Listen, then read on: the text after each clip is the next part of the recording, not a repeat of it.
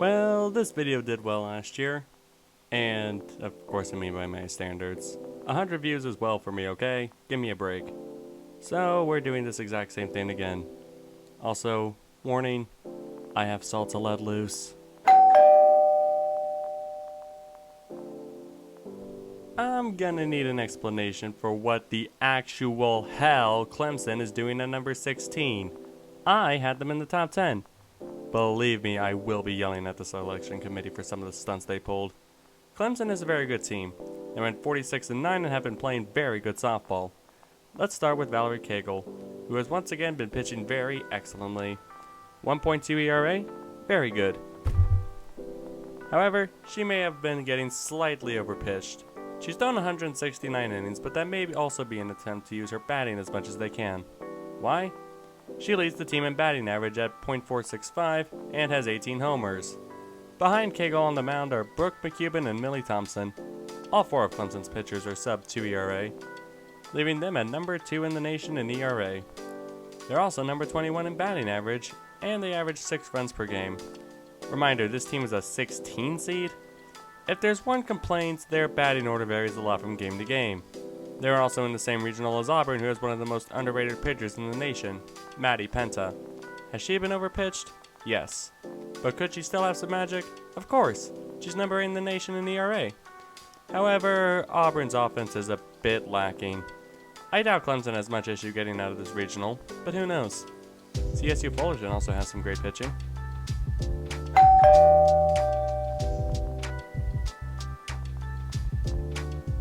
Utah? Seriously? Credit where credit is due, they swept Stanford, but I have concerns about this team.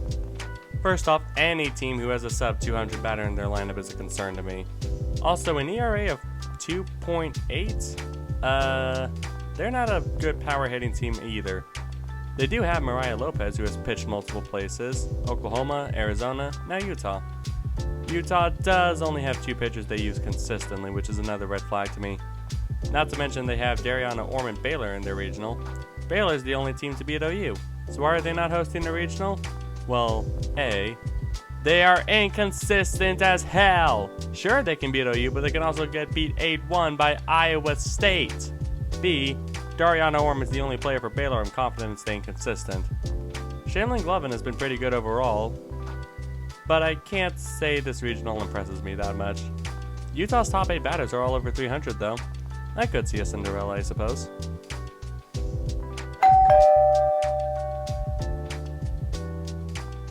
UGA is a 14 seed? I disagree with that. They're a great team on both ends of the field. 319 batting average. Jana Kearney and Sarah Mosley are both double-digit home run hitters, 2.3 ERA, and their ace Shelby Waters is pitching 1.36. They're a really good team. I'd argue they may have partially got shafted, especially considering the other SEC teams ahead of them. UGA does have teams like Virginia Tech and Boston in their regional though. Boston is scary because of their pitching, while Virginia Tech is scary because of batting power. UGA got a very tough regional draw here, especially considering their seeding lines up with Florida State for the Supers. I don't get it. Allison Bowes and Casey Richard could both be about to make big names out of themselves if they can lead Boston to win the regional. Emma Lemley could also prove herself if Tech gets out of this regional. But ultimately, anyone could win this regional. Holy moly, did UGA get screwed by the committee.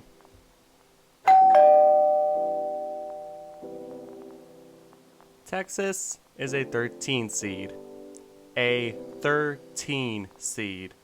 A sweep of Oklahoma State does nothing for you? Wins over Bama, Louisiana? Texas once again got shafted by the selection committee. Anyone remember last year?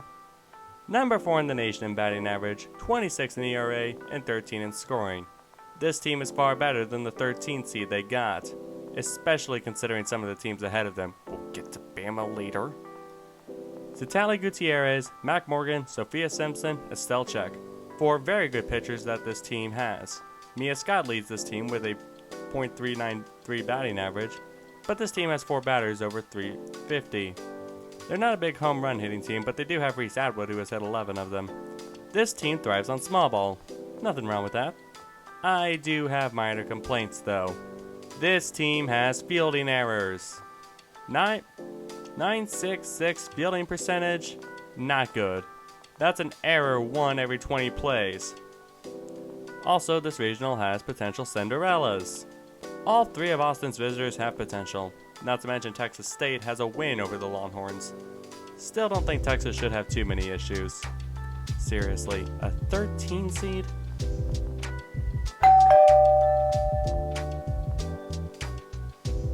Northwestern? Seriously? Maybe I'm overly harsh because the Big Ten isn't as strong as a softball conference anymore, but jeez. This team was struggling early in the year, then they suddenly found offense. After losing to OU, they would only lose 3 games after March 17th. Danielle Williams still has the most lethal changeup I may have ever seen, but her numbers aren't quite as good as they were last year. She hasn't been pitched as much though, especially since the Cats have another good pitcher in Lauren Boyd. They need all the pitching they can get. Miami, Ohio, and Kentucky are both teams with home run power. Seems like it's going to be an air show in Evansville. Thankfully, Northwestern has great bats in their own right. Maybe not as much power, but they certainly have the batting average. I don't know, Northwestern just hasn't impressed me that much. Maybe they'll prove me wrong. They'll certainly have a path to OKC, especially because of who the 5 seed is. Ugh.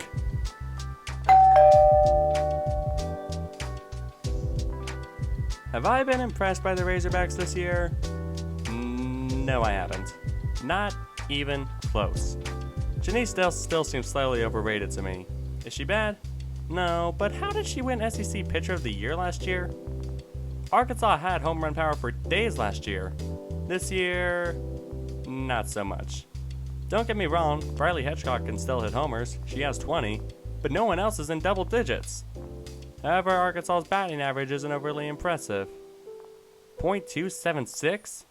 How do you feel about that, MJF? I agree. Oregon and Notre Dame are both really good at batting averages and can hit some homers themselves. Arkansas, you did disappoint me last year when you got embarrassed by Texas. How do you lose to Sophia Simpson with your power? Oh right, you fail to do anything with runners in scoring position. No disrespect to Sophia Simpson, you're a good pitcher. Either way, Arkansas, you are on the hot seat. Do not disappoint again.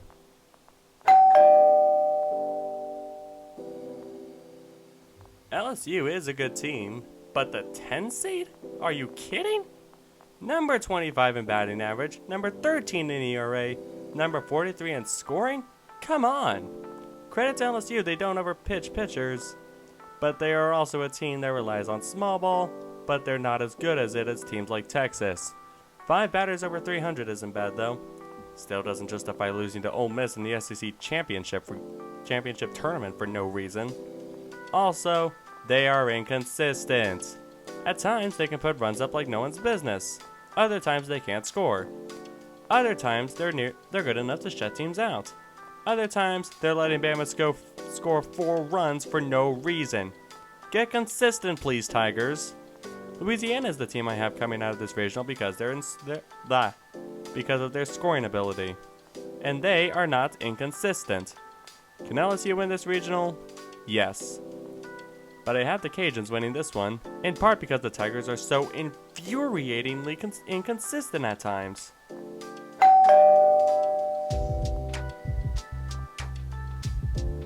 Stanford is a very good team. They may not score that much, but oh boy can they pitch the lights off. Elena Votter has an ERA of 1.85. She may be the ace, but Nigeri Candy has an ERA of .49. Leading the nation. But oh boy, Stanford will need that pitching. They are in the same regional as Florida, who plays small ball better than almost anyone. So why is Florida not hosting a regional? They are inconsistent. How do you go from an 11-4 win over Arkansas to losing 14-1 against the same Razorbacks team? Come on, Gators. Skylar Wallace is a top 3 nominee for Player of the Year according to USA Softball, and you're still this inconsistent? Stanford's ability to score will get tested, but I know they can do it. But the Cardinal had better be on their game if Florida is at their best. With Duke likely awaiting in the Supers, it will be a tough fight to get to OKC. Speaking of Duke, here they are, the number 8 seed, and a very good team at that. I personally would have given them the 6th seed, but selection committee. Duke's game is offense, top 20 in batting average and scoring. But they also have pitching. They're number 20 in the nation in ERA. Aside from FSU, Duke didn't drop any of their series. Anna Gold has been a power hitter this year with 18 home runs. Amina Vega has 12 as well. Duana Jennings has also hit .453 this year. Cassidy Kurt and Jayla Wright have also been pitching extremely well, especially with Duke not having PSG like they did last year. That means Peyton St. George, go away, FIFA fans. I do have one concern for the Blue Devils, though. Their fielding percentage is .959. That's not good. An error on average 1 every 20 plays. Jayla Wright doesn't field her position that well either. Her fielding percentage is .793, which means she commits an error every 5 plays. For what it's worth though, Duke didn't get that tough of a regional. Charlotte, Campbell, and George Mason don't exactly stand out as that good of teams to me. I don't know, it's not much to say here really. What I will say is that Duke vs Stanford in the Supers sounds like fun. Please let it happen. Washington is a very good team. Aside from UCLA, the only series they dropped was Arizona State. And reminder, they play in the Pac-12, meaning they have teams like Stanford, UCLA, as mentioned, Oregon, and also Utah. Once again, this Husky offense is being led by Bailey Kingler. Her numbers may be down from last year, but she's still as much a threat as she ever was. Case in point, they have a win over the Bruins. Washington can score, but their pitching is averaging 2.67 ERA. But once again, they can score. It is also worth noting Washington has a loss to McNeese, who is in this regional. As if they didn't need any more threats, Minnesota has Autumn Peace, who won Big Ten Pitcher of the Year. So Washington better bring their A game. Winnie Tate is also number 20 in the nation for ERA. Sounds like a pitching duel in Seattle. Why do I hear Husky fans not being happy?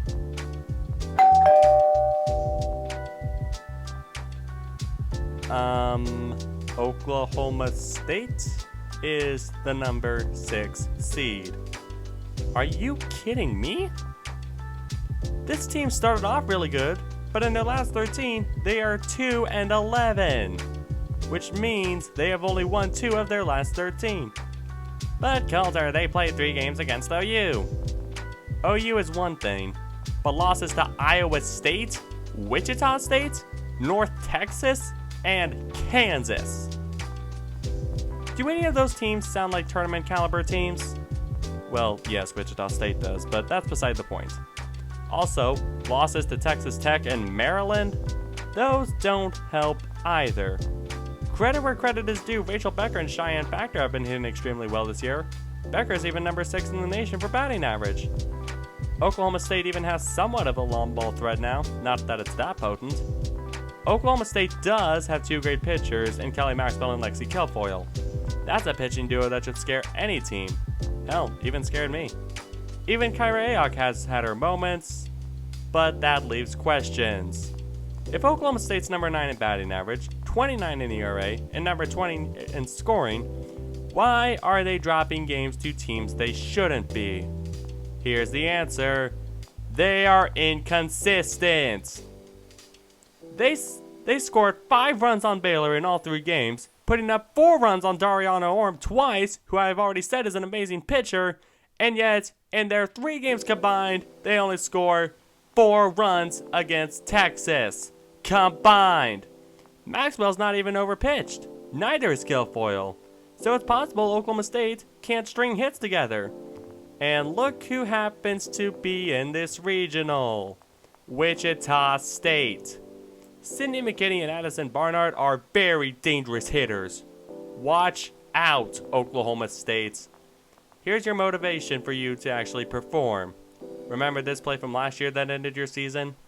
God damn, you let down Kelly Maxwell bad.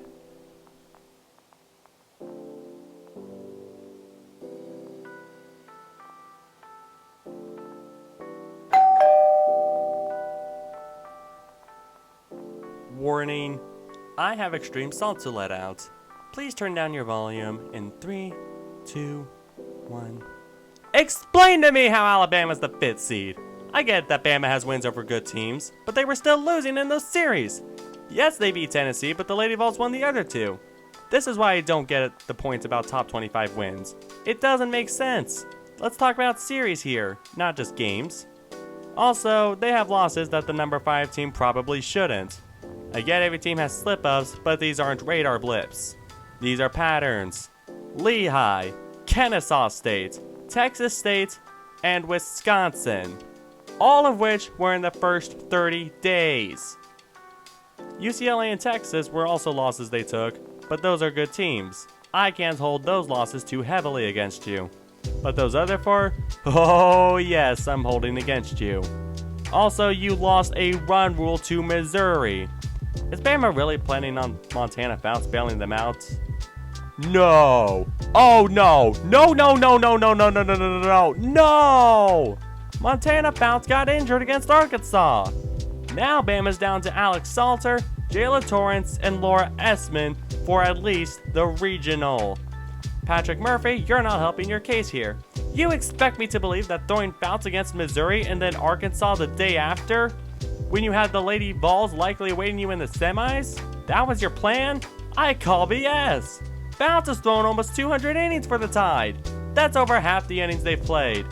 I can't say for sure if that caused their injury, but it certainly could not have helped. Salter has had her moments, but she's inconsistent as get out. And Bama's bats, .279. Bama's also getting outscored by 2 of their regional opponents.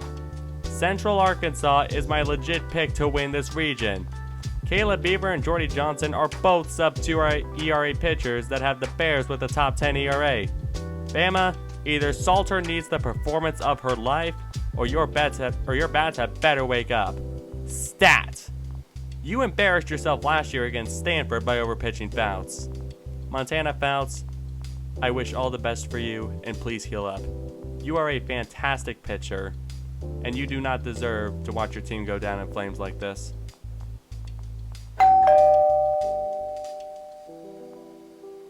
Tennessee is a very good softball team, as they normally are. They took care of business and have a very good record to show for it. And the Lady Vols have home run power. Kiki Malloy has 23, while McKenna Gibson has 15. Why the heck is Kiki Malloy not top 3 finalist for Player of the Year again? They're the number 2 scoring offense in the nation as well. Though I wonder how much they rely on batting power considering their average is .297 as a team. And that's with Malloy hitting .421. Luckily for the Vols, they can also pitch. Ashley Rogers sits at number 3 in the nation with a .7 ERA. Peyton Gottschall has a 1.7 ERA. Carlin Pickens is a bit suspect with a 2.66. Want to know something crazy? The top 3 home run hitters are all in this regional. Louisville and Indiana can both hit long balls, but the Lady Vols should still be fine. Just as long as they aren't committing errors. Jesus, what the heck happened in this game with Florida? The Seminoles' schedule isn't all that impressive, but when they get good opponents, they show up. They're once again a really good team. Losing only twice in the ACC is pretty good these days. Once again, great pitching from the Noles. Catherine Sandercock has a 1.16 and McKenna Reed is 0.97. Florida State also has 7 batters above 300. Very impressive. Yeah, they use small ball, but if it works, then it works. Though I have to admit Florida State got some feisty draws. South Carolina and UCF will not go down easily. Just play your game, FSU, and you should be fine. I'm not going to say anything else though, lest I get embarrassed again. Actually, no I will. Those 2 batters below 300 for the Seminoles, Michaela Eddingfield and Kaylee Harding. Both have home run power. Florida State, I swear if you let me down again, I'm probably just going to get more hate from whichever fan base wins.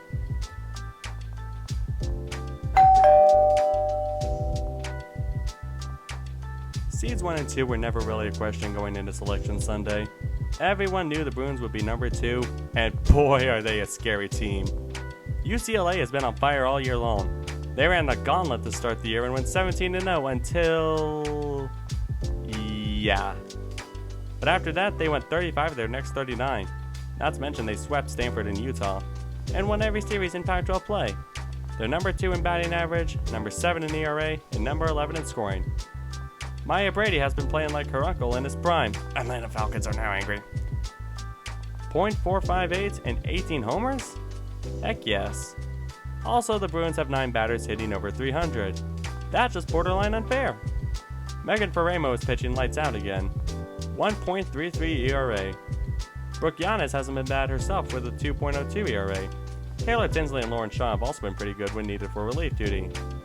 UCLA, however, got a tough draw with Grand Canyon, San Diego State, and Liberty. That's not the easiest regional. San Diego State, especially with Mac Barbara being someone that no one talks about.